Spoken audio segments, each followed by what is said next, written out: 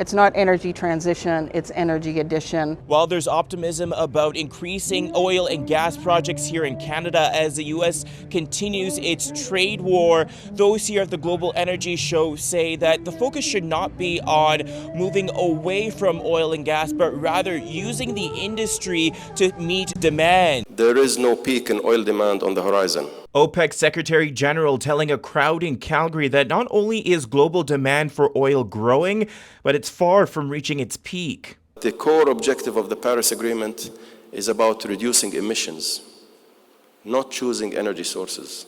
OPEC member countries also recognize the importance of investing in renewable sources of energy, believe it or not. It's something the industry here in Calgary is agreeing with. What you're really seeing is a shift away from that kind of energy transition, a language where there's a perception that one industry will go away and get surpassed by another. While they're welcoming Prime Minister Mark Carney's pledge to make Canada an energy superpower, they say without policy change, there won't be buy-in from the private sector to embark on major projects like a pipeline across the country. Investors won't invest somewhere where they don't have regulatory certainty, and we haven't had that.